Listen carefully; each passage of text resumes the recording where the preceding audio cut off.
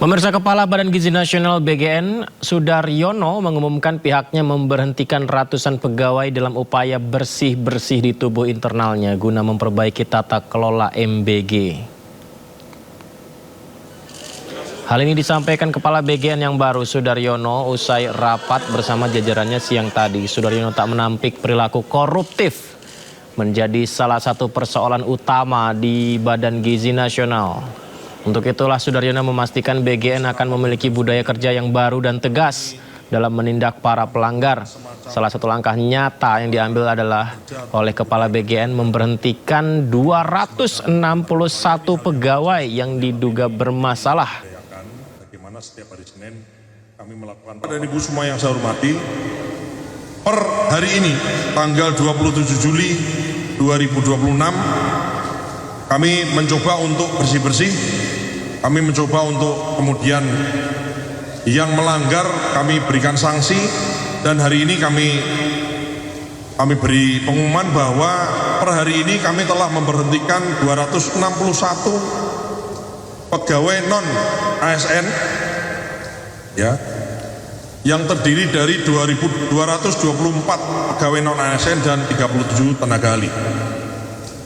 Pegawai non ASN ini diberhentikan salah satu dan paling besar adalah karena diduga adanya pelanggaran, tidak disiplin dan lain-lain. Selanjutnya proses hukum ini aturnya mana sih?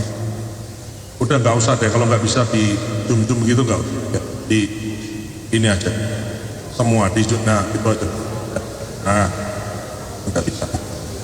Selanjutnya kami telah memproses, ada temuan 9 melakukan pelanggaran berat atau disiplin berat. Ini adalah ASN dan P3K, dan besar kemungkinan yang bersangkutan akan kami proses pemecatan. Dan ditemukan 39 disiplin ringan yang kemudian akan kami mutasi, kami demosi, dan kami akan berikan sanksi administrasi maupun sanksi peringatan. Selain itu, kami telah menemukan ada 883 dapur yang kami suspend per hari ini, yang terdiri dari 98 di wilayah 1, wilayah Sumatera, 311 di wilayah Jawa dan Madura, dan wilayah 3, 424, dengan total sebagaimana di layar 833. Dapur yang disuspend secara permanen ini itu bukan kayak yang lalu, misalnya dulu kan disuspend tapi tetap dibayar. Kalau ini udah suspend, tutup, nggak dibayar. Peri Warjio secara resmi mengundurkan diri dari jabatannya sebagai Gubernur Bank Indonesia 27 Juli 2026. Lantas seperti apa sepak terjang Peri Warjio di industri bank sentral? Berikut liputannya. Peri Warjio resmi mengundurkan diri dari kursi Gubernur Bank Indonesia pada 27 Juli 2026. Nantinya Presiden Prabowo Subianto akan menerbitkan surat keputusan Presiden terkait pemberhentian Peri dari kursi orang nomor 1 BI. Sesuai ketentuan Deputi Gubernur Senior Destri Damayanti akhirnya dipilih menjadi penjabat sementara Gubernur Bank Indonesia. Lantas bagaimana sepak terjang Peri Warjio di industri keuangan Indonesia selama ini? Mengutip situs resmi Bank Indonesia, Peri Warjio yang lahir di Sukoharjo pada 1959 merupakan orang yang lama berkarir di Bank Indonesia. Tercatat dirinya bergabung dengan Bank Indonesia sejak 1984, sekaligus menandakan 40 tahun dirinya berkarir di Bank Sentral. Sebelum menjabat sebagai Gubernur Bank Indonesia sejak 23 Mei 2018, Peri pernah menjabat sebagai Deputi Gubernur 1 periode 2013-2018 era Gubernur Agus Martowardoyo, serta menjadi asisten gubernur untuk kebijakan moneter, makroprudensial, dan internasional. Bahkan dirinya juga sempat menduduki posisi Direktur Eksekutif di International Monetary Fund selama 2 tahun dan mewakili 13 negara anggota yang tergabung dalam Southeast Asia Voting Group pada tahun 2007-2009. Selama berkarir di Bank Indonesia, pria berusia 67 tahun ini berfokus di area riset ekonomi dan kebijakan moneter, isu-isu internasional, transformasi organisasi dan strategi kebijakan moneter, pendidikan dan riset kebank sentralan, pengelolaan devisa dan utang luar negeri, serta biro gubernur.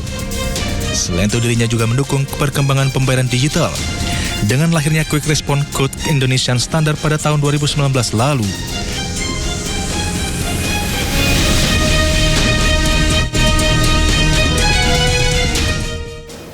Pejabat Gubernur sementara Bank Indonesia Destri Damayanti memastikan operasional Bank Sentral tetap berjalan normal setelah terjadinya pergantian kepemimpinan di BI. BI akan terus fokus menjaga stabilitas nilai tukar rupiah, memelihara kelancaran sistem pembayaran, serta menjaga stabilitas sistem keuangan. Pejabat Gubernur sementara Bank Indonesia Destri Damayanti memastikan operasional Bank Sentral tetap berjalan normal setelah terjadinya pergantian kepemimpinan di Bank Indonesia. Ia menegaskan seluruh tugas dan kewenangan Bank Indonesia akan tetap dilaksanakan secara optimal sesuai amanat undang-undang. Destri menyampaikan Bank Indonesia akan terus fokus menjalankan mandat utamanya, yakni menjaga stabilitas nilai tukar rupiah, memelihara kelancaran sistem pembayaran, serta menjaga stabilitas sistem keuangan untuk menopang pertumbuhan ekonomi yang berkelanjutan. Destri mengatakan pelaksanaan mandat tersebut menjadi bagian penting dalam menciptakan iklim ekonomi yang kondusif bagi dunia usaha. Dengan kondisi ekonomi yang stabil, sektor real diharapkan dapat terus tumbuh dan membuka lebih banyak lapangan pekerjaan. Bank Indonesia akan selalu senantiasa memastikan keberlangsungan tugas dan wewenang untuk mencapai stabilitas nilai tukar rupiah, memelihara stabilitas sistem pembayaran, dan turut menjaga stabilitas sistem keuangan dalam rangka mendukung pertumbuhan ekonomi yang berkelanjutan. Destri menambahkan Bank Indonesia juga akan tetap berpegang pada prinsip tata kelola kelembagaan yang baik dan profesionalisme dalam setiap pengambilan kebijakan. Selain menjaga independensi, Bank Indonesia akan terus memperkuat koordinasi dengan pemerintah agar kebijakan moneter, sistem pembayaran, dan stabilitas sistem keuangan dapat saling mendukung dalam menjaga ketahanan ekonomi nasional. Ya, semoga saja polisi, tim penyidik bisa segera menemukan titik terang dari meninggal dunianya Sutrimo. Kita ke kasus lain pemirsa, di mana informasi kasus tewasnya Satpam Perum Jasa Tirta II di Waduk Jatiluhur dengan tangan terborgol di Purwakarta, Jawa Barat masih menjadi misteri. Polisi memeriksa 15 orang saksi untuk mengungkap kasus.